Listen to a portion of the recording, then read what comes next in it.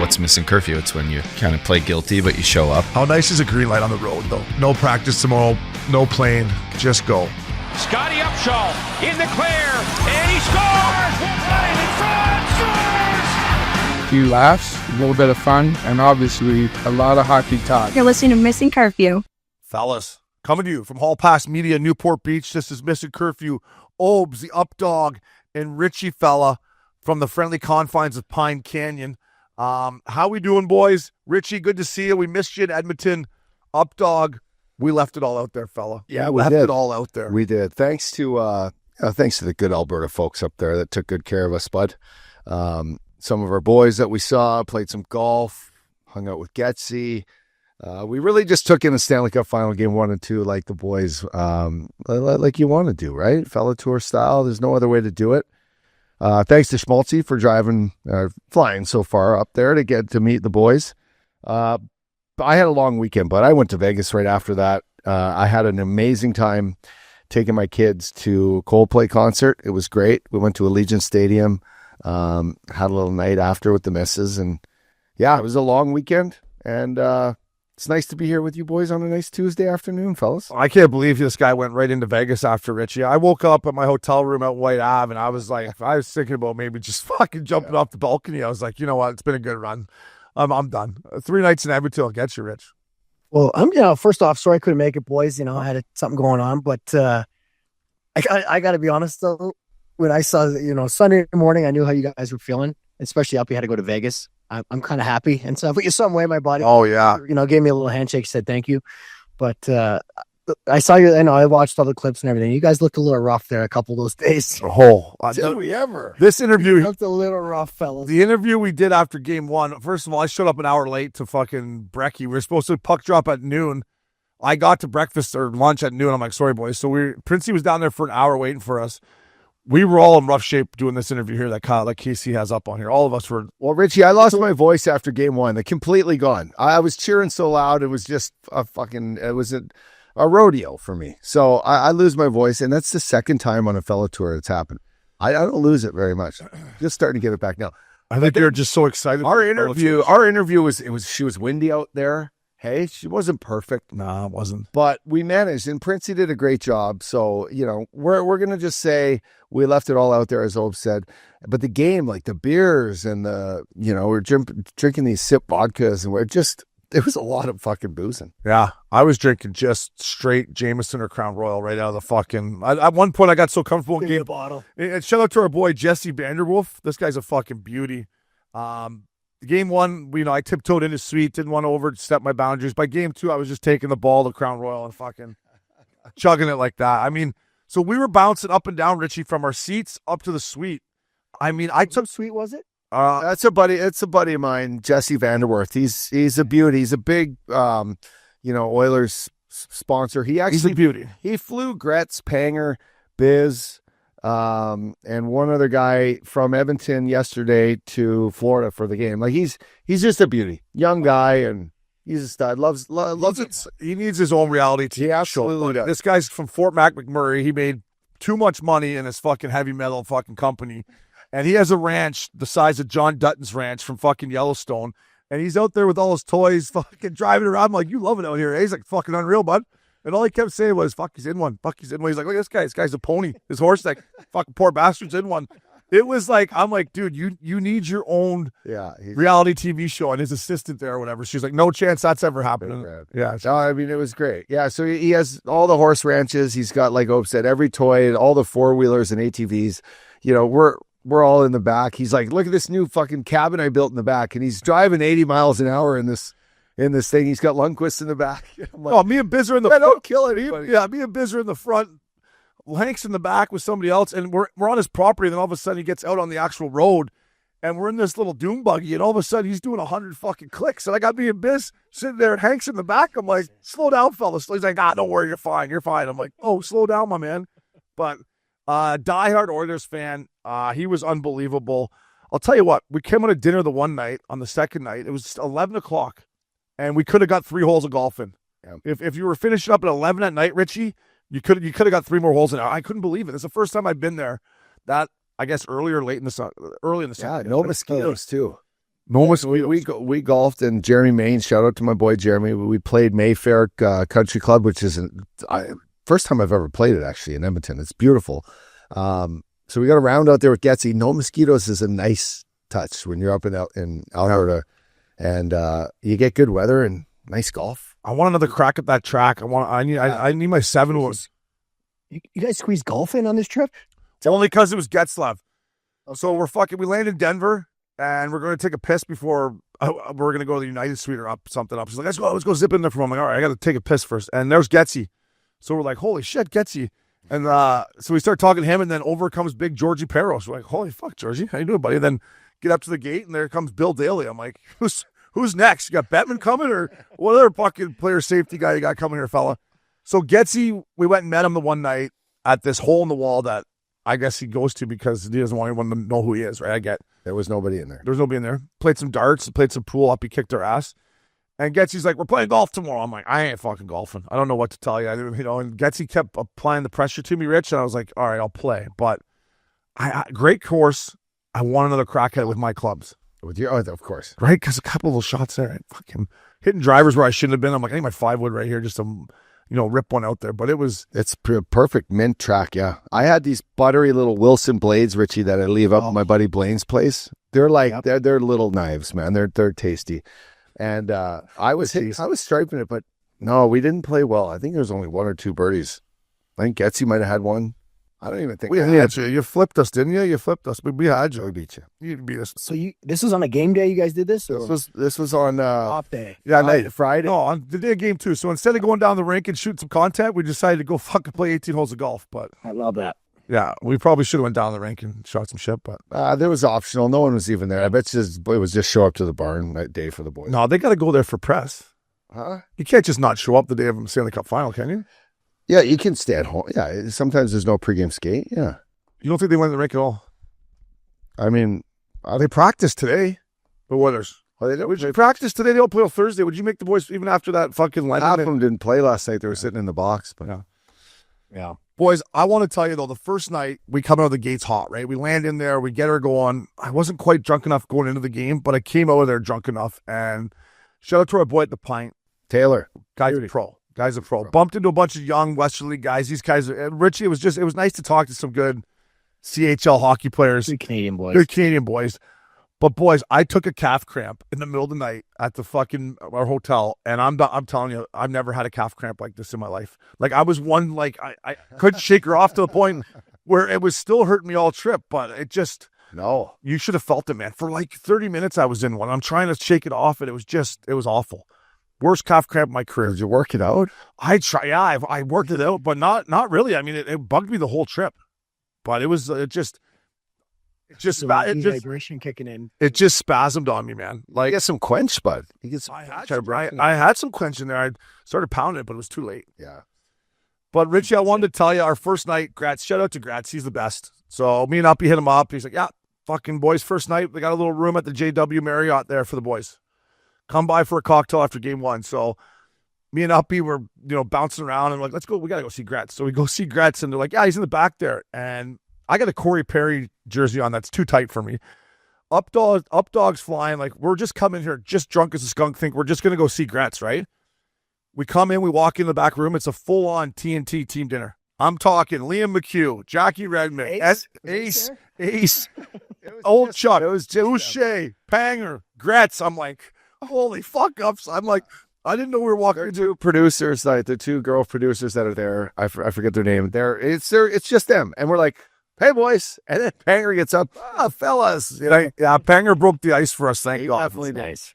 But it was going to be a little awkward, right? Well, I think it's big time. We were just like, Rich, we're like, sorry, hey, we didn't mean to crash your team dinner here. And Gretz is like, nah, don't worry about it. I'm like, well, Gretz doesn't care. But like, does Brian Boucher and other guys care? I don't know. No, it was great. Yeah. We're team guys. Was it great? You think? Yeah, you think it was? I mean, did you ever whack Bush in the back of the legs when you played against him? No. I don't even know if I really played against him. We love the team. I mean, it's a great cast. Biz wasn't even in there. He was out with his buddy Cal, having dinner in the restaurant. But I don't know what we were thinking. We weren't thinking that we were just going in, We were thinking of going and have a cocktail with Gretzky. Yeah, I think. totally. But we didn't think it would be like the little private diner. No, I didn't know.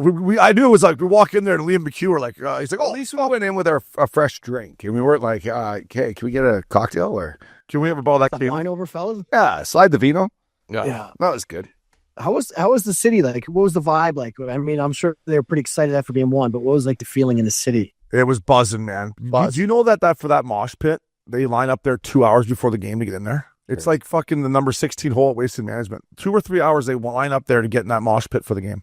Is that inside the arena right there? Yeah, I didn't know that. I guess I don't know. I wasn't thinking, but It's in between the hotel and the rink, which is attached to like a bunch of outdoor restaurants and patios and the team store. Bubble. But they just make it into a full on mosh pit rave, the Moss Pit. Yeah, I was saying that was our like our jail yard during the old bubble. We had to walk from the hotel through all these gates, and then they had that gated off so you couldn't see any of the outside world. And they had a basketball hoop set up in there. It was like a prison yard. nice. You had that Tim Hortons truck in there. That was about it. You just go hang out and just be depressed. yeah, I heard the boys had the better setup in Toronto back in the day, right? They certainly did. Yeah, I heard that Edmonton one was tough. I heard the one in Toronto, they had to do a shift change of the girls. The boys were fucking leaning into it too hard. Like, all right, let's bring in the second round staff here. That was in like August too, right, Richie? That was in end of July. Yeah, Yeah, because I was having Izzy. I was in August, but August second 2nd. place hotel got abused too. There, the old bar there. So I bet. And the last thing about the fellow tour. First of all, thank you to all the Missin Curfew fans that came up to us. It was unbelievable. Lots of beauties up there that support the pods. We appreciate it. But Jay Swish's tie jacket, the NASCAR tie jacket, what a conversation starter for this guy, right?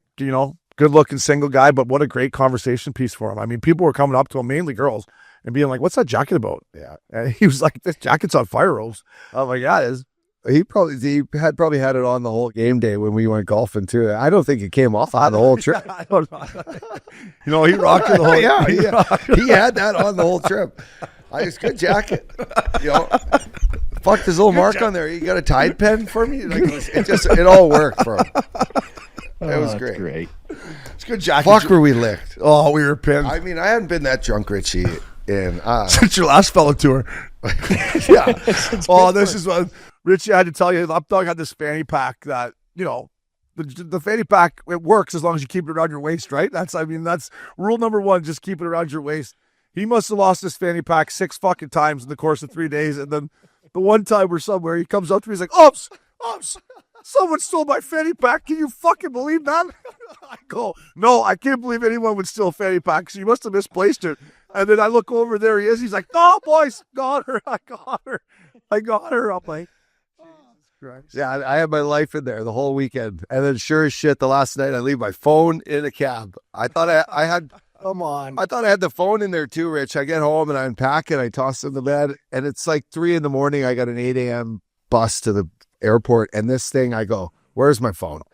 And then, it's not an Uber I took. It's a fucking double zero taxi cab. So I'm calling around Edmonton to the 2 taxis, yellow taxi and then this one. And they're like, "No, doesn't match any description of where it picked you up, where it dropped you off." I'm like, "I'm telling you, I'm following this thing around on my computer." So then I go down and I grab the hotel manager. He's a young kid. He's got a 1992 Honda Civic stick shift. The thing's about to fucking wheels are going to fall off. And he drives me around downtown Edmonton at 4:30 in the morning. There's just some creatures walking around the streets. Oh, and Richie, he doesn't have an iPhone, so I can't get. He's got an Android, and the service he's given my laptop to follow around my iPhone doesn't work. Buddy, it was a nightmare. I go home, I fall asleep with my computer, find my iPhone next to my face, and it's 6 a.m. I'm still just fucking having anxiety that I'm going to leave to Vegas with no phone. And I see it stop for an extended period of time. I zoom in on the whatever, the fucking, what do you call it? GPS.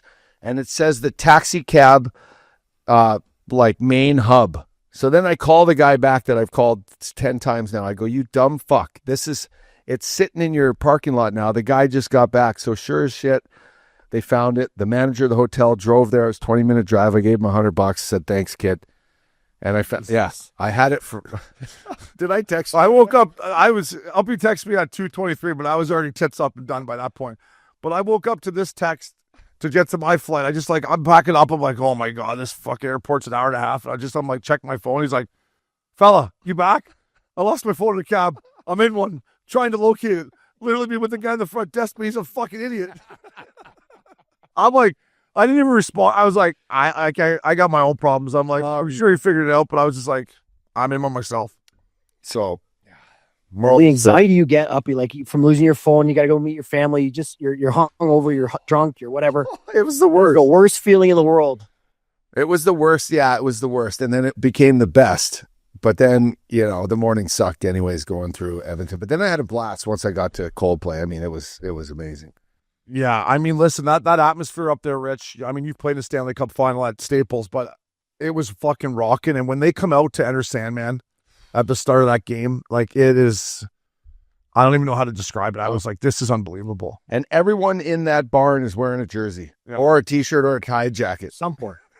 Everybody. It's insane. The colors in there and the way that they're light, the whole game presentation is up there with Vegas Golden Knights. It's up there with anybody. Yeah, a little better looking crowd in Vegas, but yeah, I see where you're going with that. I see where you're going with that.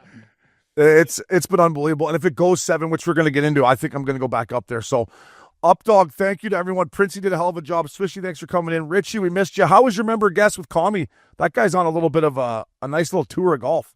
Yeah, Mike Commodore was on a little heater. We had a great couple of days. It was the old Stableford scoring, so just points for birdies and pars and all that stuff. But we lost out in the championship by one measly point. The second day we struggled. We couldn't make any birdies. I only had one birdie all day, but we still shot really good. He shot 74. I was 73, and we lost by one. But we had just a great time. He's such a good dude.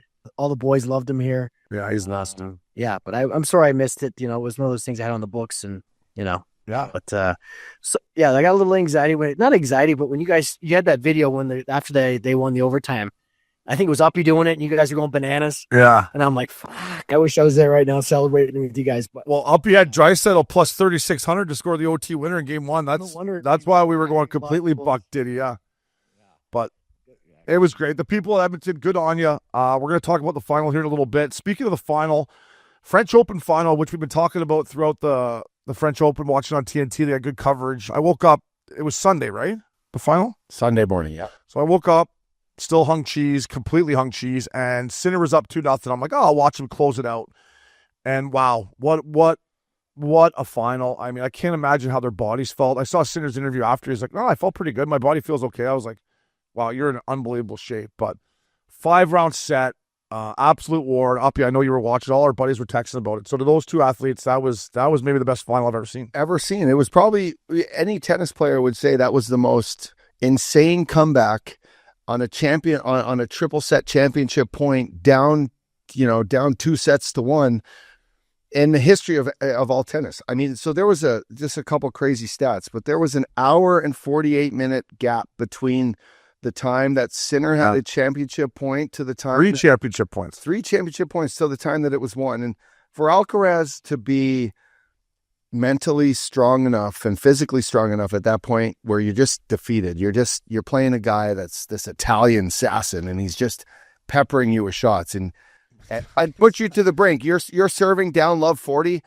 and one mistake cost you the whole tournament, and you battle back. And you finished that game going into down 5-4, needing to break him to go into extra sets. It's insane. So good on those boys. Another crazy stat. It's, in a 5.5 hour match, there was 193 points for Sinner to 192 total points for Alcaraz. That is just tight tennis, and it's insane. So I'm glad I got to watch it. I was sitting at a pool party in Vegas. I had a little cabana with the TV on, and that's just that shot was can't insane. Beat that. You can't beat that. Did you see it, Rich?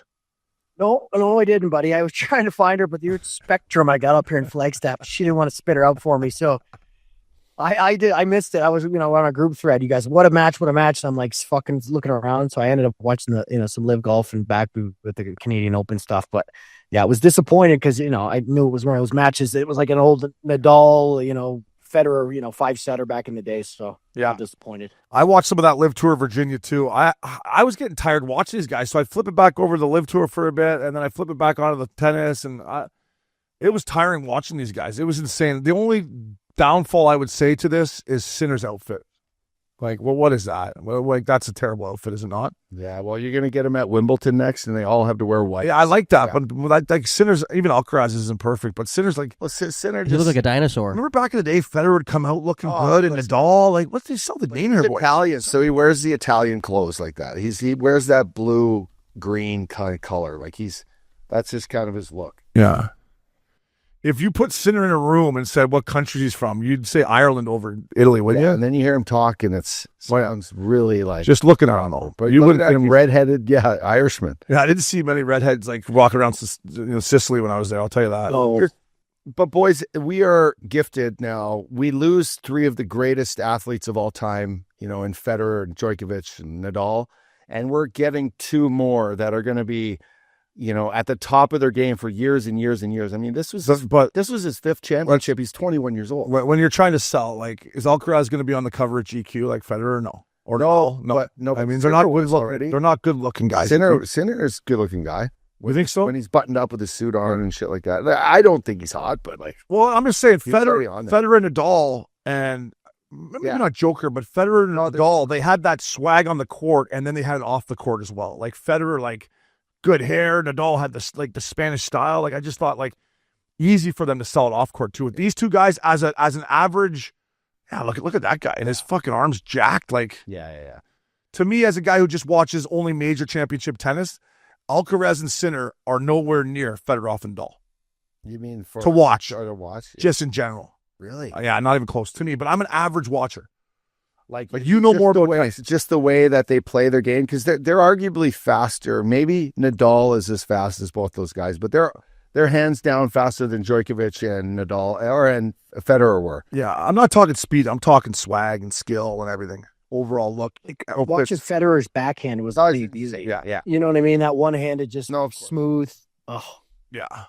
And Nadal with his just big jacked left arm. Oh yeah. You think he do? My arm there. You think he might have done a few more right curls there where he's practicing, maybe? Eh? The best thing about Nadal is he pulls his wrench before every serve. He never noticed that. No, he does. Notice He's very methodical. He does things over and over. He's very superstitious, but he comes in and he does 1 hair tuck, 2 hair tuck, and then he does 1 ball sack in the next. Like he doesn't like his shorts too high up there, which mine are actually too right now, but. It was unbelievable final. And listen, I'm excited for Wimbledon. Wimbledon and the U.S. Open are my 2 favorites. I love in Wimbledon how they wear the all-white, so I'm looking forward to that, boys. Moving on, a little intro here. Last night, the TNT panel, I thought Biz and Gretz did a hell of a job. Hank was looking sharp as always. But Biz asked Bettman a tough question. There's been, what is this? This is the 5th time that there's been a team from Florida in the finals? 5 years in a row or 6 years? 5 years. This is 5 years in a row. 5 years, right? This is 6 years in a row. This is 6 years in a row. Lightning went to 3 straight. Now the Panthers have gone to 3 straight. And Biz asked about the no state tax, and Gary said, it's not a real thing. Doesn't matter. People don't look at it. Tampa and Florida were terrible for years, and no one said anything, which that is kind of true. But to me, boys, the where there's smoke, there's fire. There's definitely advantage to these no stack teams.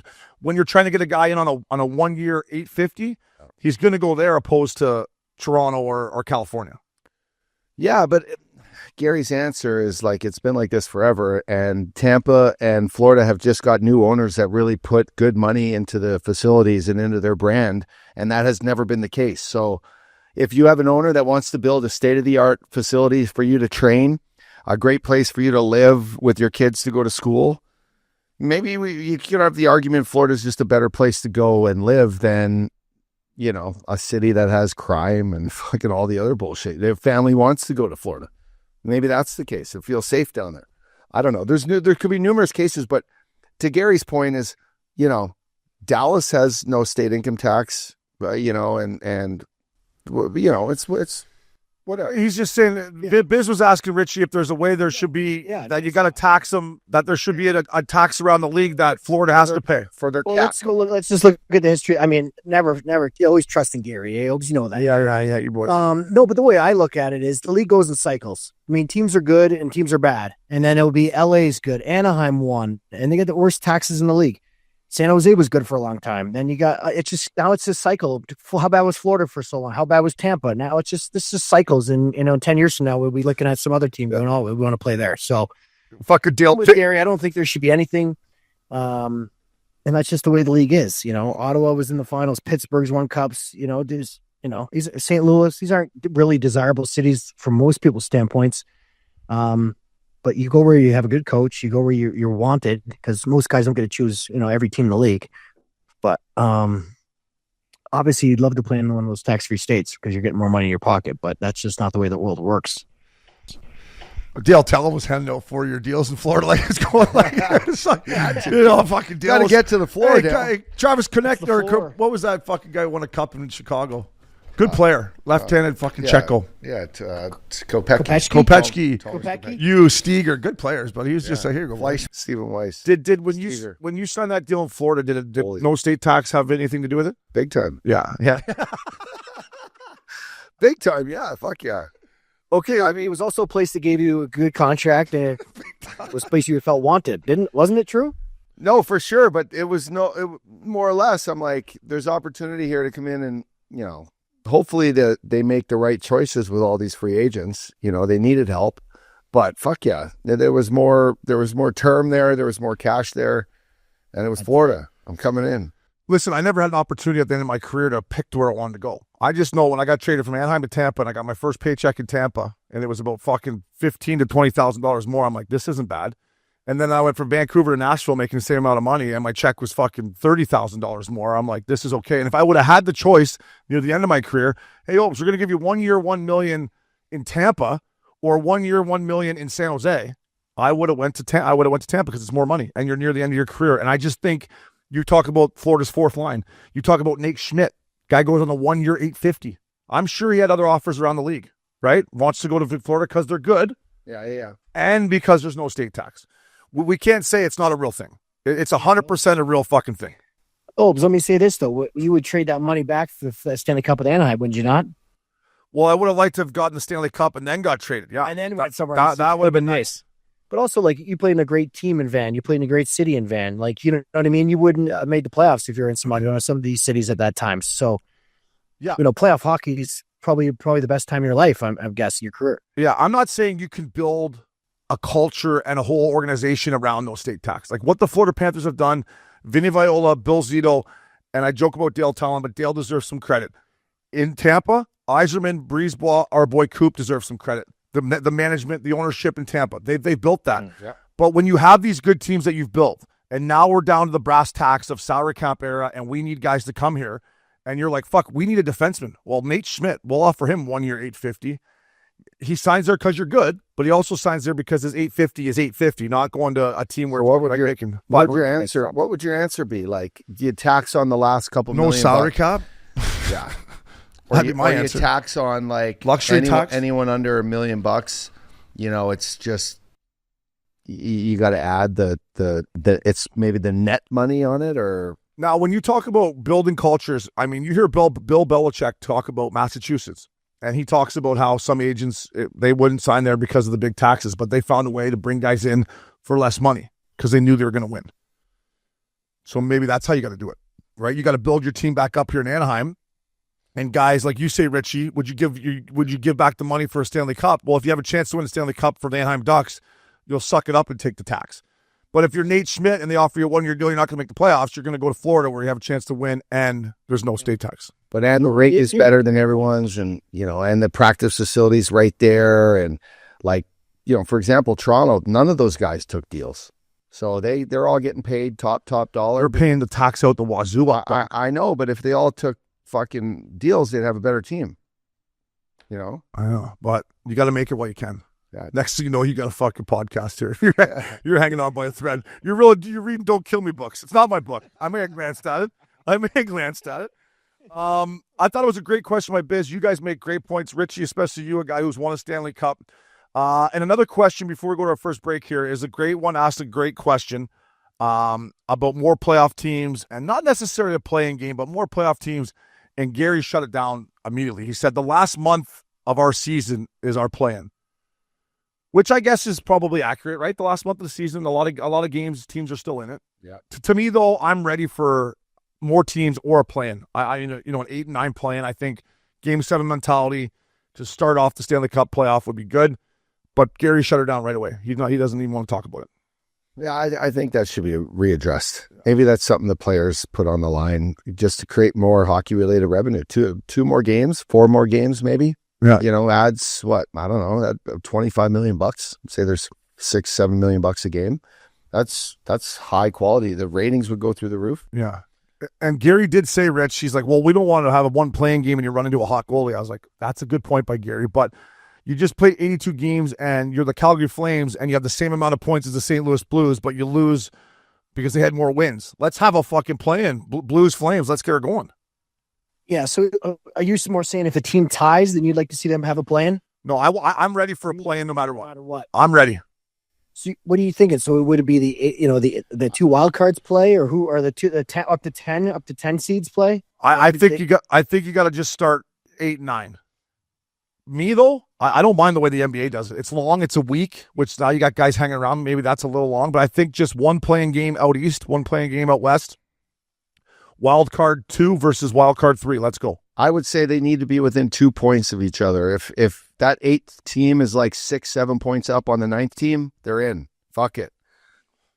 It's got to be close. Certain range. Yeah, like you can't just have the team like mucking the 9th and 10th down below. Like you've had to give it a solid effort to be within a couple points of the playoffs, I think. Yeah. Kyle, put the standings up there for the regular season, Kyle. And I wish you asked him about the 1 through 8 too, by the way. I'd like to see that go back first off. But yeah, I don't think Gary will ever go back to that, but I'm with you on that. I think 1 through 8. So take me to the East. So you would have had a Montreal Columbus at the Bell Center play-in game. Who wouldn't want to watch that this year? We all sit here deserve that. Columbus probably deserved one more game to get in. Yeah, go to the last. There you go. 82. And it would have had Calgary, St. Louis. Montreal, Columbus, Calgary, St. Louis. Both those teams, all 4 of those teams probably deserve to get in. Right? A shootout here, a fucking bounce here. Yeah, look, they tied in wins, 40 and 40, Montreal and Columbus, and they're 2 points apart. And then Van and Calgary tied in points. Yeah, so just to answer your question, Rich, just wild card 2 versus wild card 3. Because if you go up, Kyle, Uppy makes a good point. In the East, just go down to the wild card, sorry. Detroit, they were fucking, 5 points out, 6 points out. They don't deserve another crack at her. You're out. But Columbus, watch them play a lot this year. They deserved a play-in game. Yeah. And it would have been. Yeah. Olivier running around the Bell Center would have been unbelievable. So. Yeah. I thought it was a great question by Gratz. Yeah, and I do. I don't have a problem with that. Yeah. And it's just a Game 7 mentality. And then Utah didn't deserve to get in. Vancouver, you don't deserve to get in. But Calgary, tied in fucking points. Something to think about. I thought it was a great question by Gratz. So good on him. Boys, before we go to break, let's not forget this show is presented by DraftKings. DraftKings, the crown is yours. We'll be right back. Welcome back to Missin Curfew. DraftKings bets, baby. Presented by DraftKings. DraftKings, the crown is yours. Boys, she's U.S. Open week. Have you guys? She looks tough, fella. Rory McIlroy, I heard an interview today, boys. He said he played her before the Canadian Open, and he shot 81. And he had to birdie 17 and 18 to shoot 81. Yeah. Said he played good. Yeah. Like, are you? Now, they got a little rain there in Western Pennsylvania this week. But, I mean, the rough, Richie, have you seen it? It's cabbage. It's disgusting. It's disgusting. I mean, I don't know. I'm excited to watch it, but these guys are going to struggle, are they not?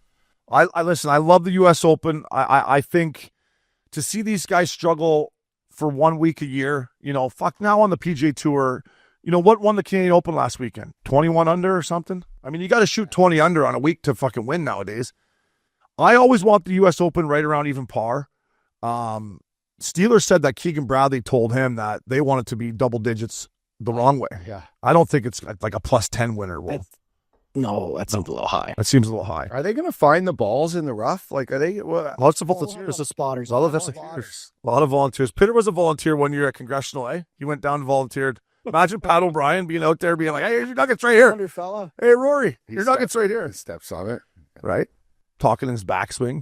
But listen, I've been watching live at the U.S. Open. Paul McGinley, the good Irishman, and that nerd biscuit, Brandon Chambly. Power and accuracy. Dustin Johnson won it in 2016. He was number one in driving accuracy and number one in green and regulation. So, to me, when you look on DraftKings, boys, Scotty Scheffler already took him. I got him at plus 275 on DraftKings. And then my long shot, he won the 2021 U.S. Open at Torrey, which is another course where you got to fucking find the fairway and shape it. I got John Ram at plus 1,600. Those are my two bets. I don't know who you boys like, but I cannot wait to take this in. It's going to be carnage at Oakmont. Carnage, yeah. So I read a thing saying that the bigger ball hitter has an advantage on 2 to 3 holes here where if they can get over the certain creek that they put in, I guess there's a new creek maybe on 10 Obes. It's one where a long ball hitter gets a chance to hit like a 8 or 9 iron in, and the guy behind him who has to lay up the 300-yard drive is hitting like 6 iron, 5 iron. So there's a couple chances where the long ball accurate hitter is going to have that could be a 4-shot swing when you really think of it, right? So I'm going to go with Bryson DeChambeau just because he's kind of my horse whenever I'm kind of like, what guy is just going to step up? Yeah. Hang in there. Does he drive it straight enough? Hang in there, but he gets it long enough. Yeah. Fuck it. Let's go, baby. At Wingfoot, Richie, before you jump in there, Bryson did that. He drove it and just gouged it out in the rough. But I don't know if he can do that around Oakmont. But Yeah, I'm kind of with Uppy on this. I bet him this morning. I just took him for a top 5 at plus 160. smart. But I don't know. I got a feeling about him too, Uppy, that he's going to hang around because he's going to hit it so far down there. He's going to be hitting a lot shorter clubs than everyone else. I don't know if he can be accurate. He has a real good chance of winning, but I don't know. I got a feeling about him this week. Minus 175, Scheffler top 10 is probably. Shout out to Graham Deland. He goes, I got my lock for the Canadian Open. Ludwig Oberg, top 20, was minus 135. And Ludwig on Sunday fought in there, tied for 13th. So thanks, Grambo, for that little. What is it? It was a top 15. Top 20. Oh, top 20. Finished tied for 13th. Nice. Hey, KC, do you guys see Dustin Johnson on there to win it all? Like, I couldn't find him on DraftKings when I was looking at it this morning. You think he's still got enough in the tank, Obes? No, judging by his press conference yesterday, plus there is plus 17, plus 17,000. I don't know. I bet cautiously on him. I put $100 on him though because he has one here. But yeah, he's like, they asked him, he's like, yeah, I haven't been playing really well. Actually, been putting miserable. He's like, I've been putting bad. No, actually, that's understood. I've been putting miserable. But yeah, I feel like my game's close. But my game's close. I'm like, this guy doesn't give a fuck. You don't care. No. But do you remember in 2016 where he got the penalty? And they're like, listen, we don't know if it's going to be a 1-stroke penalty or a 2-stroke penalty. Whistling Straits? No, that was the PGA. Oh, yeah. At Oakmont. And he played all the way in. Didn't they give him one? They gave him one, but they couldn't tell him to the end of the round. So he's playing the whole fucking back 9, not knowing if he's lost 1 or 2. And I'll never forget watching, if you could pull it up, Kyle, the drive he hit on 18 at Oakmont, it was this fucking just power cut that Dustin Johnson hit in 2016. And I mean, he couldn't have split the fairway more. It was dead down the cock, stuffed it in there, and they gave him a 1-stroke penalty. So he won by, I think, 1 or 2. He was okay. But this is one of the height of his fucking, I don't know if you can find a case. I'll kind of put you on the spot there, fella. Imagine stepping up there on 18. Like, you guys are good golfers, but to step up there and just trust it. Like, I mean, I was watching that, just sitting on my couch, probably hung. And then he stuffed this one in here to end her.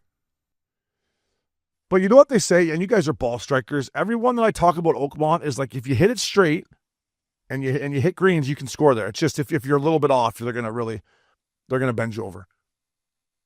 You never played it, right, Rich? Have you guys ever played Oakmont? I've never been out there, no. Yeah, me either.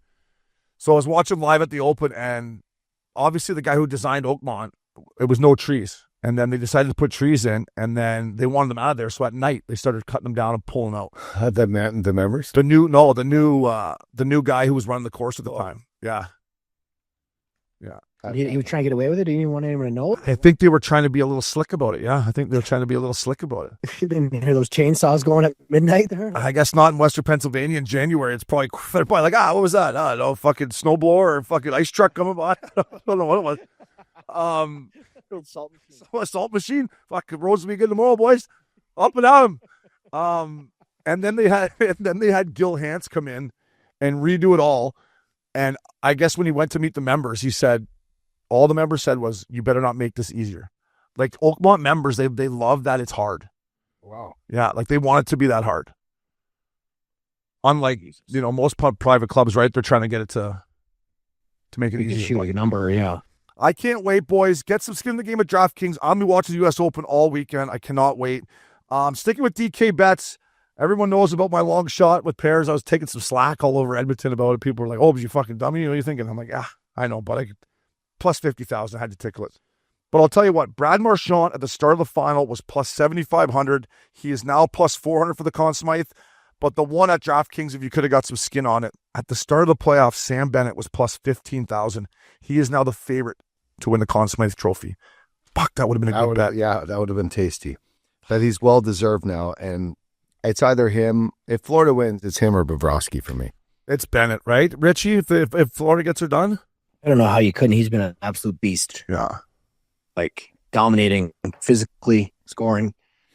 We'll see how the next couple games goes. But Bob has been. you never know. But Bob's been insane every game. Yeah, it's for 3 games in here. No, and you boys teed me up perfectly. So always gamble responsibly, but get some skin in the game at DraftKings Sportsbook. Moving on, Missin Curfew Stanley Cup Final here. The Florida Panthers are up 2-1. As everyone knows, me and the Updog were up there for game 1 and 2. Uppy, I said to you flying up, I said they got to win game 1 and 2 at home. I just believe. I know it's what it is, but I just thought the Panthers going back with the split, they were going to have a lot of confidence, and they came out in game 3, and boom, shakalaka. Yeah. Came out in game 3 and got one early on a missed play by Skinner. Matty Tkachuk makes a great play behind the net. It's a ticky-tacky goal that Marchand's just feeling it. The puck's on his stick. Then you get into penalty trouble, and it becomes an uphill battle. And I love what you just touched on your bet with the Worm, though. The Worm kept the game like right where the Oilers needed it to go, and then that was a heartbreak. And then Gretz said it best was Bobrovsky started to make some really great saves when the game was getting tight early at 2-1. Then again, here we go. First, the third goal was a fucking heartbreaker. Klingberg moved the fucking thing. I know. Second of all, ref, get the fuck out of the way. Totally. Get the fuck out of the way. What are you doing there? Yeah. And then, that one to make it 3-1 right after that, Rich, to me, from a guy who's got money on the Oilers, I was like, that is probably, it just hurts, right? When you claw your way back in it. If you're Klingberg, sorry, Richie, but if you're Klingberg there, do you know that you just got to fight another day and get that one off the glass? Yeah, you should. Getting into no man's land. Yeah. No, as a D-man, when you come around the net, 1, 2, move it, dummy. Like, you're getting in one. Get rid of it. Get rid of it. But then the ref was caught between the shit and the stink. I would have lit the ref. I would have been blaming the ref, but he was. Oh yeah. It was both their faults. Yeah, I don't know. Yeah, I just think when you're in doubt, get it off the glass. Fucking live for another day. No, for sure. And you brought the discipline. Listen, at the start of the game, yes, they should have been more disciplined, right? Keep your fucking sticks down, boys. You can't be taking high sticking penalties, and you can't have 7 guys on the ice. It's like I counted up. I'm like, they had 7. Like, so 2 guys jumped. To me, those are mental errors. But once the game is over and it's 5-1, I loved the way the Oilers responded. I don't care. The only thing that I said to you, Uppy, is the only bummer about that is your PK guys got to go out there and kill penalties the rest of the game. That sucks. You feel bad for your teammates. But to me, once the game was over, it was 5-1. I loved what Freddie did going after Bennett. I loved what Nurse did. I loved it. To me, if you're in the Stanley Cup Final and you're down 6-1 on the road, like Gretzky says, you got to fight your way out of the barn. And I loved it. A lot of people in the hockey world didn't love it.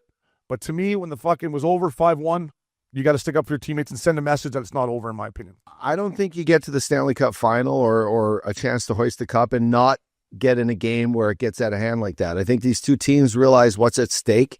There's a lot of bad blood between both of them going back to last year. And I think you touched on it earlier, Matty Tkachuk's comments after the game, Obi, but like last year, there was moments in the game 5 and 6 where Matty Tkachuk knew that this fucking thing was going 7, and he started punching McDavid after the whistle and giving him shots, and it's the exact same thing. So, yeah, when the game gets out of hand, it is what it is. And, we flew up with George Peros before game 1, and I asked Georgie, what's your feel or what's your heartbeat on the game? And in his case, it's like you just kind of hope things just don't happen to turn into melees, right? And this game did. And I thought the refs did a great job of handling it at the time it was all going on. Handing out maybe a 10 here. West just started digging everyone 10s, which I get. But even when the fights are going on, they managed to kind of keep cool. Greer was fucking going after Matthias Ekholm, and I'm thinking, It's awesome. that's probably the worst thing that happened out of the whole thing to me. Was you just fucking cracking a guy while his head's behind you. No, the worst thing that happened was Connor Brown and Nate Schmidt pushing each other with their gloves on. That was the most embarrassing thing I've ever seen, ever. Yeah. I'm like, Connor, just start punching him. Just start chucking. Chucking it. Yeah, just start throwing. Totally. It's game 7. I just want to put this point out there for you guys. I don't know what you think, but to me, Edmonton didn't play. I did play terrible. I thought they tried to do that too early in the game. I thought they didn't play their game at all. I thought they were trying I look at a guy like Jake Wallman. He's squirting fucking water at the bench. He's yelling at other guys. You're not tough. Just play hockey. I don't know. I just thought Florida wants them to play that way, and they're off their game. Edmonton's just play hockey. Roll your lines, play hockey, and when the game gets out of hand 5-1, I agree. You can start trying to, hurt guys, fight. But they were down 3 goals going in the third, and they still played like that. They were playing like that in the second, scrumming it after every whistle. I don't think that's their game. I think Edmonton's got to play a high pace, energy game. And I thought they let it get away from them on trying to be too physical until, the end of the game when you can do that shit when the game's out of hand. But I just thought they played poorly, and they let Florida just kind of get to them. Well, Florida was physically fucking abusing them. I mean, you can only get abused for so long. To me, in my opinion, Florida was all over them and frustrating them, and it just physically. Bennett fucking almost knocked Paul Collison into the fucking 4th row. Then Florida played an unbelievable game, and that was the Oilers' worst game. And discipline early on, like you said, Rich, they couldn't get their 4 lines going. So I think they will be better than that. But the thing about Chucky on TNT, I had to laugh. Right? He's like, we're talking about being whistle to whistle, and I love Chucky, but if it was 6-1 Oiler, Chucky, Marchand, and Bennett would have been doing the exact same thing. They would have been going after their star guys, trying to fight them, trying to slash them. It's just 100%. That's what you got to do. And I'm gonna get to nursing my dog, but you know what I mean, Rich? Like you gotta. Well, I do. I just thought they were trying to do that too early in the game for me. It was what they started that before it was 5-1, Edmonton, and that was Florida's goal. It's just that's what they're trying to do. When you play a team, you're trying to throw them off mentally and get a little edge on them and get in their head, and they did get in their head. Why the fuck is Wallman squirting water at some guy on the bench? Yeah. Why would Wallman grab it? Why would Wallman grab Ekblad here? Play. So the scrum he gets fined for here, where is that what he got fined for? He got fined for hitting Matt. For that? Why doesn't he do Ekblad in right there? Ekblad's a better defenseman than him, has been in this series. Why doesn't he think, okay, this is my time to step up? The fact that Ekblad got out of that game without having to fight someone is a fucking shame to hockey. Yeah. I mean, he almost fucking took McDavid's ACL out. It's a good hit, clean hit. Yeah. But he saw Connor coming down, and he fucking went and took a run at him. That's the best player on the planet, the best player on your team. And Ekblad got out of that game without having to fight. To me, that's outrageous. That would have never happened back in the day. No chance. Yeah. Sean Thorpe would have fucking grabbed him before the end of the game. Yeah, for sure. For sure he would have. Kyle Clifford would have fucking grabbed him, Rich. Like, you try to take a run at, the best player in your team. It was a clean hit, but the intent was to try to hurt McDavid. I don't care if you jump him. That's the point where you can do stuff like that. But I don't know. The little pussy shit, squirting water at people and chirping and on the benches. Just fucking go play. And then if someone has to take care of it, take care of it. Yeah. I've never seen Draisaitl get knocked over as much as I did in Game 3. He looked off. I think by the end, yeah. I love Pears when Pears did get in here. He's trying to fight everyone. Oh, I know. He's trying to fight everyone. Klingberg. Look at Pears. He has to do it 40. Yeah, that's what I mean. But that's why you gotta love Pears. Yeah. So listen, from the Oilers' perspective, up dog, we're gonna touch on this on Thursday, but I look at their lineup, and you always make a great point. I don't know who's hurt. Everyone's fucking hurt. All right, everyone's banged up. I need more from Adam Henrique. I need a lot more from him. I need him to do something in Game 4. Either I just find a way to chip in offensively at the odd time. Connor Brown, I know he's playing hurt. Unfortunately, I need more out of him. Paul Colson. I mean, listen, it's going to come down to 97-29, but the depth guys for the Oilers, in my opinion, this series have been the worst they've been all playoffs. They're definitely not as deep right now for when you look at paper and you look at the way these guys are playing. Florida's team is deep, and they're all playing hard hockey. Their defense are big, and their men and their fourth and third lines are great. So this is a series right now that Connor McDavid needs to try to take over. Him and Leon got to have the best Game 4, or this could be over quick.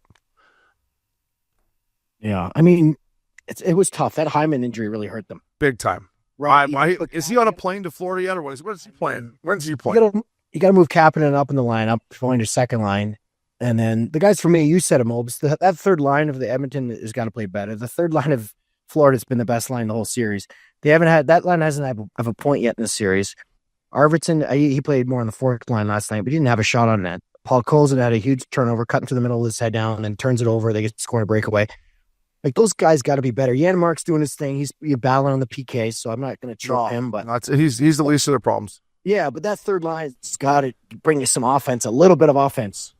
Yeah, and listen, I know Ryan Nugent-Hopkins is hurt, right? It's clear he's not practicing again today, and I love how Chris Knobloch took him off the first unit power play and put out Wallman and Bouchard, which led to Corey Perry's goal. Sometimes you got to switch it up. Yeah, for sure. I know he's hurt, but he's got to find a way to chip in too if he's going to play. Like, I get it. Who knows what it is? It could be, I heard he blocked a shot or he might have fallen in the boards against Dallas, but he was so good against Dallas, and now you come into a physical series against Florida, and he's been MIA. Like, injured or not. Find your game, tailor-made. It's a poured all in you. Do something, man. You're in the fucking Stanley Cup. Could you imagine if these guys go back there and lose again? No, I can't. I'm not ready for that. McDavid's saying to his agent, I'm fucking out of here. Tell Detroit bullshit. Listen, I think they win game 4. We'll touch on that Thursday. But it's been great hockey. Game 1 and 2, obviously double OT. And then last night. And by the way, I turned on McAfee this morning, and people that don't like the fighting, first thing Pat McAfee talked about, the line brawl. Loved it. Right? One of the biggest guys in the game right now for ESPN, and that's what he's talking about. So that stuff, as much as people don't want to admit it, it's good for the game. Oh, yeah. Like 5-on-5 brawl, they were loving it. It's clips everywhere right now. Yeah. We just watched a bunch of them. It's fucking hockey, and people look at that and go, wow, it's June, and they're still playing, and they're fighting each other like this. It's unbelievable. Beards, everyone's got a beard out there. Takes a lot to win. Richie knows. Everyone's got a beard out there. You got to fucking grab your ball sack this time of year, buddy, if you want to win. 100% you do. And I love, we're going to touch on, I think it was with the nurse. I love what he did at the end of the game. That's the time. Yeah. Speaking of grabbing something up, dog, get this guy Labatt Blue, fella. Fellas, brought to you by Labatt. With Labatt, you can buy beer and get gear. Go to their website, snap a photo of your receipt, and upload it to gain points towards exclusive merch. Any size, any product, anywhere you're buying Labatt. Sign up at rewards.labattusa.com. I'll start off, boys. I'm dishing. We talked about him. Brad Marchand, OT winner in game 2. It was a heartbreaker. We were there, and leaving that building, everyone just fucking, you could just be like, oh, man, that would have been such a big win for him. He's been unbelievable. Oldest guy in Stanley Cup history to score goals in the first 3 games. So, Brad Marchand, get yourself a Labatt Blue. To my boy, Corey Perry, the Worm, tying it up late. The place was absolutely rocking. We were high-fiving, crushing JMO. It was unbelievable. So, Pears, get yourself a Labatt Blue. And then last but not least, the social media guru, Flames Flan, Mark Prince. I come out of the fucking hotel room, got to go grab some Canadian cash. I come back, I'm talking up you on the phone. I'm like, who is this big bastard in a suit? And there it is, Mark Prince looking sharp. Walked in there, represented Missin Curfew like a pro. Got great stuff. Never seen him in a suit before, so I had to give a double take. But Princey, thank you, fella. Get yourself a Labatt Blue. Fellas, I'm going to go Carlos Alcaraz. His third French Open, boys. Him partying in Paris after with his buddies. He was just popping bottles of champagne. He had the trophy, just buzzing. Last year, I noticed he was in Ibiza right after. He took the old PJ to Ibiza. So, I mean, Carlos Alcaraz, what a beast. After a 5.5-hour set, Obi, he just pulls an up dog, still got the energy, goes and just hits the nightclubs. Guy's a beast. So, Alcaraz, get yourself a couple of blue lights, fella. You deserve them. I love that. Never go full up dog. You can never go full up dog. You lose your fanny pack and your phone if you go full up dog. Where's my fanny pack, Holmes? Fuck me. Richie, what edition? Oh, I was going to save mine for dog of the week, but okay. You want to save it for the dog? Whatever, you know. I'll give it what I'm going to give it. I'll give them the beer. They deserve it. These guys deserve beers. These guys deserve it. I'm going to go with Florida's third line. To me, they've been the best line in the series by far. Luostarinen, Lundell, and Marchand, they've dominated this series. They're drawing penalties, maybe a couple dives here and there by Lundell, but they've dominated this series. Marchand looks like he's skating better than he ever has in his career. He looks like an old Boston back in 2011, but, you know, for him, like talking about Marchand, I didn't think he was that great at the Four Nations. I thought he looked a little hurt. He wasn't skating great. He looks like a newborn player. So that line's just been really fun. And for that, they should get themselves a beer. Yeah, and you're a little vitamin D for Marshy too, right? Long winters in Boston, get down there. But I believe he had two. Did he have 2 surgeries last year after they got beat out by Florida? I think he had a couple surgeries. So we know that. But I'm with you. I watched Boston play a lot this year because I picked him to come out of the East, which good call, Lobes. But I was like, man, Marshy's not skating. Like, it's just not the same player he was. And at the Four Nations, he wasn't great. I think he's healthy. I think he's found a great role here. And I joke about the vitamin D, but that helps. But that third line, and I look back to that Ducks team that I was on that went on to win the Cup after they traded me. The third line of Robbie Niedermeyer, Sammy Paulson, and Travis Mullen was huge for them. Yeah. And every team that wins the Stanley Cup, I think that third line is super, super important for them. Yeah, it's big time. Yeah. And Marshy likes the blue light. And Dairy Queen. This guy's crushing Dairy Queen after every game, man. I wasn't allowed to do that. I was mentality at that age for that role. He's the right guy. I was in the Fat Club, Rich. No Dairy Queen for me, bud. Boy, and he's just walked himself in another 3 or 4 year deal, hasn't he? Yeah, he might want to just stay put, right? No, he probably should, but I mean, it's going to be tough to turn around that kind of money at 37. Yeah, exactly. No, it's retirement pension. It's retirement time. He needs to take one more big check. He's been underpaid his whole career too. Yeah, so for sure. Yeah. That's it. Always drink responsibly, but get those guys the Labatt Blue, boys. Moving on, up dog. It's the Sizzle Missin Curfew Dog of the Week. Oh. Fellas, the Dog of the Week is sponsored by Sizzle Brands. The stock ticker is CZZL on the Toronto Stock Exchange, and Sizzle's all about quench and spoken brands brought to market. They're elevating their game in health and wellness with a mission to remove sugar-based, unhealthy products from your pantry and replace them with better products for you and your kids. They are creating products that brands and their kids love and that parents are excited to have for them. Fellas, my Sizzle brand Dog of the Week is no one other than Sam Bennett. Fellas, 14 goals, 6 assists, 20 points so far in the playoffs. As Obe said earlier, he is now plus 140 to win the Conn Smythe. He's an absolute beast. But listen, the hit on puck goes in. I'm calling this the shift now. That absolute shot out of a cannon for a breakaway with a little top titty move on Skinner. But boys, this guy's been absolutely a beast. So he is my Sizzle Brands Dog of the Week, Obes. This guy is the definition of the Sizzle Missin Curfew Dog of the Week. This guy is a dog. When he came to the NHL Combine, which is right around the corner, couldn't do one pull-up. I felt his pain. I couldn't do one pull-up either. But I have a question. Why couldn't this guy play for the Calgary Flames again, Rich? Like, what'd they trade for him? Does anyone remember? What'd they trade for him? TC, see if you can find the Sam Bennett. Why couldn't this guy play in Calgary? No idea. Who was it? Daryl Sutherland? What? I didn't play on the fourth line. Crazy. Isn't it wild? I mean, obviously they made it, obviously they're going, fuck, made a mistake. But, sometimes timing in life is everything. It was just, I don't think he was super happy there. Second rounder. But second overall. Yeah, but the Flames got a second rounder for him. This is a big miss. Listen, I'm pulling for this is a big miss by the Calgary Flames. Like, come on. The guy's the fucking best player in the world. Was it Tree living too? Or I don't know, but it's probably him, right? Tree. Yeah. Yeah, I'm pretty sure it was Tree. Hey, we all make mistakes. I made more mistakes than the next guy, but that is a mistake. Like, I get a new change of scenery, went to the perfect situation. Like, he maybe doesn't turn into the player that he is, right? Rich in Calgary, maybe he doesn't turn into the Sam Bennett, Dog of the Week Sizzle here. Like, you know what I'm saying? From what I've been told when I was with Calgary, it just kind of wasn't working on either end. And it was like, he wanted a fresh start. They wanted. Oh, so he wanted out. He was kind of, not pouting, but he wasn't, playing the way they thought he should. And like you said, sometimes change the scenery is everything. I could understand wanting out of Calgary. I could understand that. I wanted out too. I ended up in Abbotsford though. I'm like, whoa. You had Bob out. I'm like, boys, I wanted out of Calgary, but not out of the league. I just wanted out of the city. Now I'm out of the league here, boys. I'm down here in the jungle, having to bump up first class United there. Sorry, Troy G word, but up dog. That's a great Dog of the Week. My Sizzle Missin Curfew Dog of the Week, as Jay Swisher called him, the doctor, Darnell Nurse.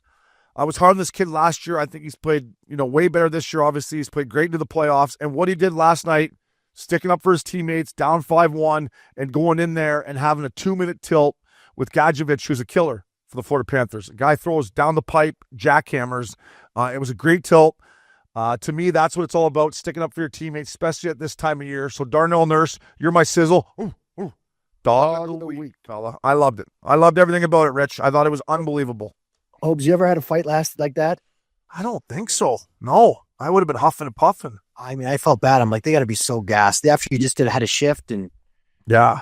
And it only lasted that long because there was no linesman to break it up. The ref didn't want to. Yeah, He didn't even want to step You in teed there. me up for my milk carton. But yeah, the ref didn't even want to get in there. I'm like, come on there, fucking orange stripes. Get in and just put your arms in there. Scared you're going to get hit or something, right?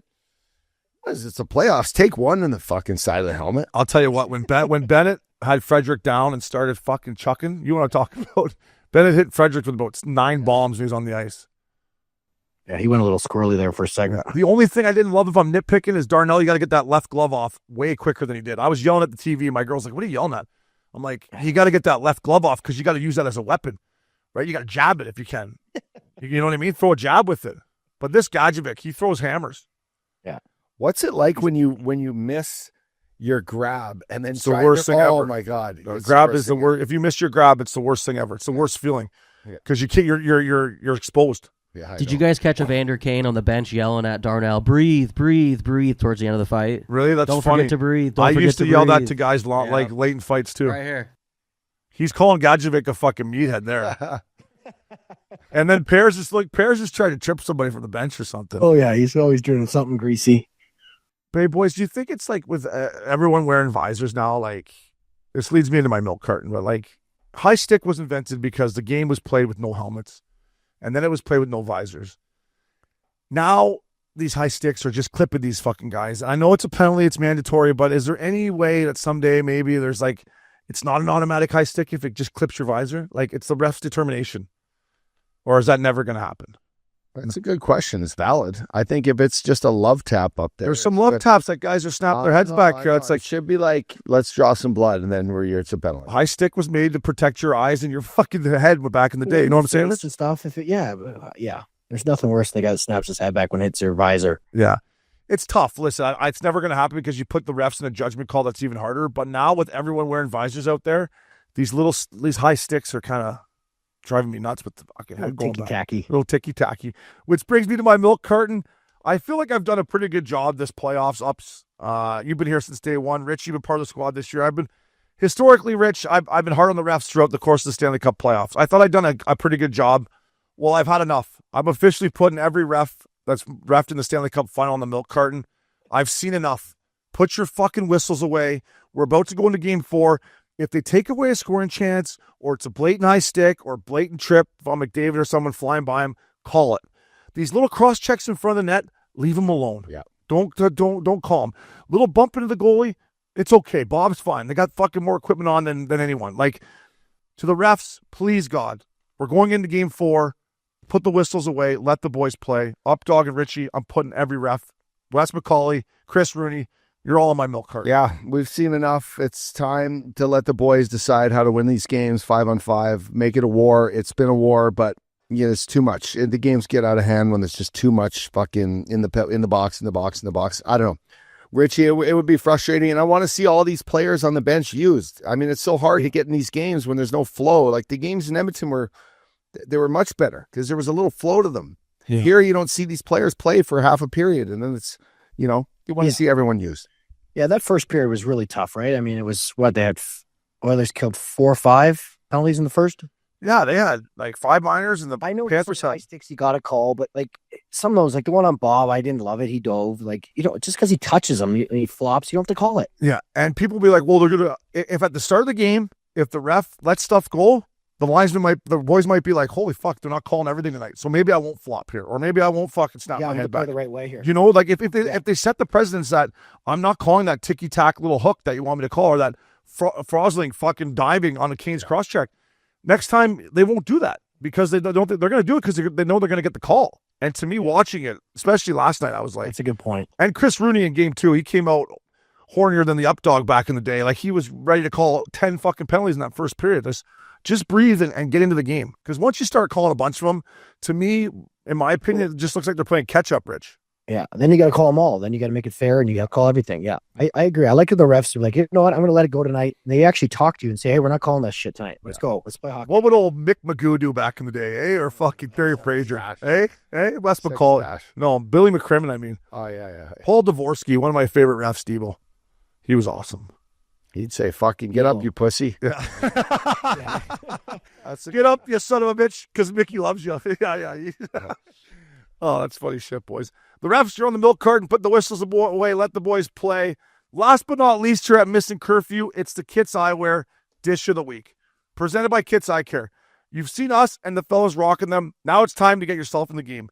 Kits is running a limited time first pair free offer for our Missin Curfew listeners. Use code Curfew to grab your free pair of prescription glasses or $38 off a pair of progressive glasses. You'll thank us later. All right, boys, it was game 3. KC's getting ready to run it up here. You talk about moving the puck, right? As a PK guy, when they move it, it's two things that suck. When they pound it all the time and they start moving it around, that's when you get in one. And last night, this goal that we're about to run here in our Kits Eyewear Dish of the Week. Something special, bud. Is unbelievable.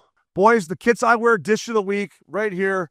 Barkey does a great job of just a little reverse here to Chucky. They play a little catch here, and this is right here. Up to Reinhardt. Booyah. What a shot by Eki. But it's all Rhino. Like you said, stick position, little no-look, Kits Eyewear Dish of the Week, and Eki finished it off. That is how you move the puck around. Great job by Barkey and Chucky switching too, right? They switch down to him, Rhino, Kits Eyewear Dish of the Week. And Richie, as a PK guy, when Rhino is like in between the dot and the hash marks, he makes like the D and that center forward like think, fuck, he's a threat. He's a threat to shoot. So you commit, and it opens up the backside. But that play doesn't happen unless it's an absolute perfect tic-tac-toe play, and this was. Yeah, it was perfect. It was perfect. I mean, goalie had no chance on that one. No chance. You got to respect Rhino in the slot. Yeah, and McDavid comes down to help him. The only thing I could see, maybe, rewind that, KC, is the net front D-man telling McDavid, I got him. I got Rhino. Yeah. Back door. Yeah.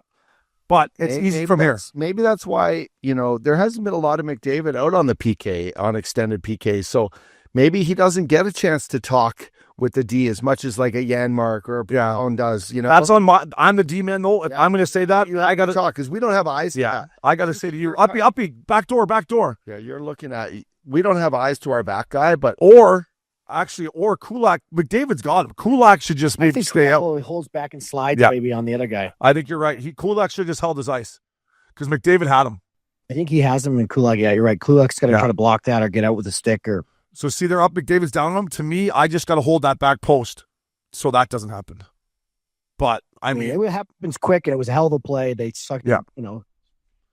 No, it's easy from here. And I think Kulak needs to stay where he is so he takes away the Ekblad from low. Yeah, McDavid's engaged on Reinhardt. And Rhino does a great job of getting a stick. It was nasty. Kitsy. By the way, Reinhardt is starting to look like he was banged up when he came back against Carolina in the start of the series.